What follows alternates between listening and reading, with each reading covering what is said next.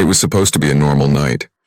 A crowded bar, loud music, friends laughing over drinks. The kind of night that blurs into memory without a second thought.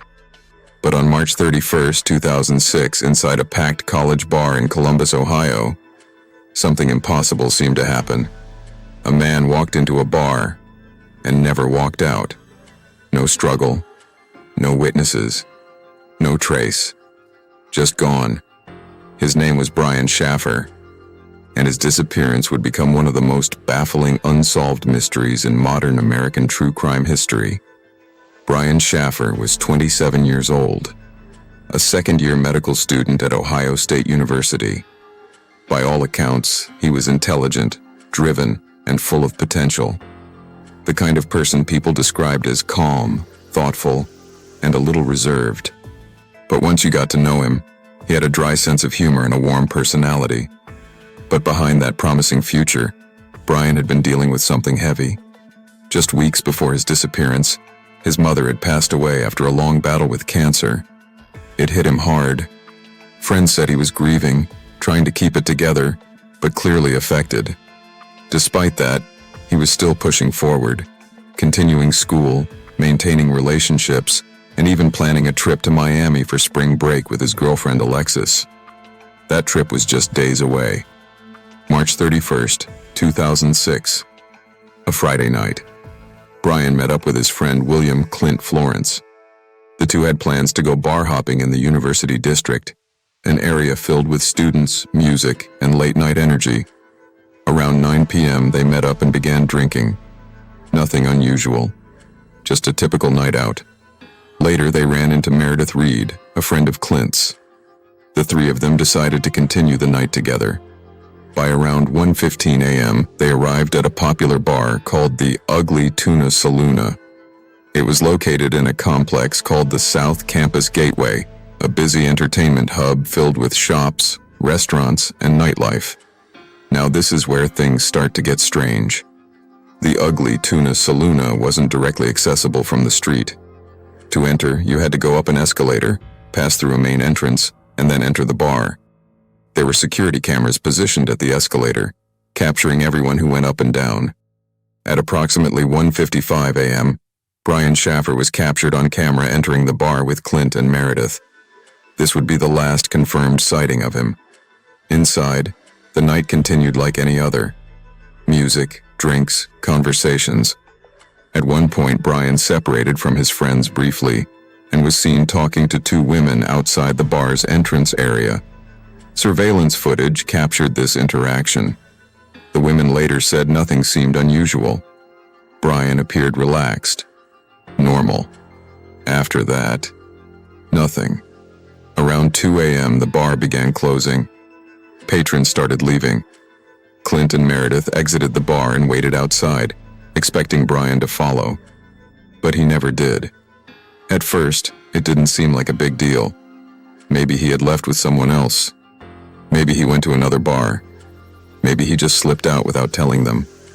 Clint tried calling Brian multiple times. No answer.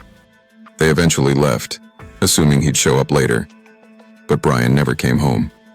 The next morning, his girlfriend Alexis tried calling him. Straight to voicemail. That was the moment concern started to grow. Brian had plans.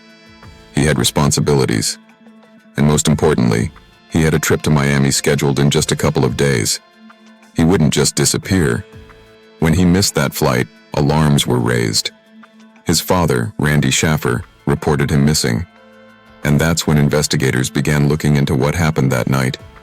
The first thing they did was review the surveillance footage from the bar. And what they found only deepened the mystery.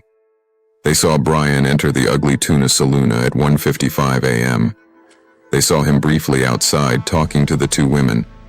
They saw dozens of people leaving the bar as it closed. But they never saw Brian leave. Not through the main entrance. Not down the escalator. Not anywhere on camera. It was as if he vanished inside the building. Now, investigators considered the possibility that Brian could have left through an alternate exit. There was a service exit, a construction area within the building that led outside. It wasn't commonly used by patrons, but it was technically accessible. Could Brian have slipped out that way? Maybe. But if he did, no one saw him. And more importantly, no evidence ever surfaced to support that theory. Police conducted extensive searches. They searched the bar, the surrounding buildings, nearby dumpsters, alleys, rooftops, sewers. Nothing. They brought in cadaver dogs. Nothing. They checked hospitals. No sign of him. They checked jails. Nothing. It was like Brian Shaffer had simply ceased to exist. As the investigation continued, more strange details began to emerge. Brian's phone remained active for some time after his disappearance. It rang when people called, but he never answered. Then, it eventually went straight to voicemail. But months later, something chilling happened. Brian's girlfriend Alexis called his phone. And it rang. Not voicemail. Not disconnected. It rang. This wasn't supposed to be possible. His phone had been inactive for months. No charges, no activity. The signal was later explained as likely a glitch or delayed network ping. But for those close to Brian, it felt like something more. Like a ghost reaching out. As time passed, investigators began exploring possible theories. The first theory is voluntary disappearance. Could Brian have chosen to vanish? Some point to the stress he was under. His mother's death, the pressure of medical school, emotional strain. Maybe he wanted to start over. But this theory has major problems. Brian was close to his family. He had a girlfriend he cared about. He had a future lined up. And if he wanted to disappear, why do it in such a bizarre, traceless way? Why leave everything behind without a word? No financial activity, no confirmed sightings, no contact, for nearly 2 decades. That leads to the second theory, foul play. Maybe something happened inside or around the bar. A confrontation, a fight, something that escalated quickly. If Brian left through the service exit, it's possible he encountered someone, or multiple people, who harmed him. But again, there's no evidence. No blood, no witnesses, no body. And in a crowded nightlife area, it would be incredibly difficult for something like that to happen without someone noticing. Still, it remains one of the most widely accepted theories. The third theory involves an accident. Could Brian have fallen into a hidden or overlooked area? A construction zone? A shaft? A restricted space? Remember, the building had ongoing construction at the time. Some believe Brian may have wandered into an unsafe area and suffered a fatal accident. His body never discovered. It sounds unlikely, but not impossible. Large buildings can hide secrets, especially ones under construction. And then, there's the theory that pushes into something more unsettling. The idea that Brian Shaffer's disappearance wasn't just a crime, or an accident, but something we can't fully explain. People point to the surveillance footage. Dozens of people clearly entering and leaving. But not him. It's almost like the camera missed something. Or reality itself skipped a moment. Of course, there's no real evidence of anything paranormal. But when a case defies logic this completely, people start to ask questions that don't have easy answers. Now here's something that adds another layer of mystery. Brian's father, Randy Shaffer, became deeply involved in the search for his son.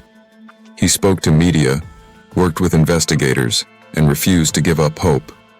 But in 2008, Randy Shaffer died in a freak accident. He was killed when a strong wind knocked a tree branch onto him. Incredibly tragic.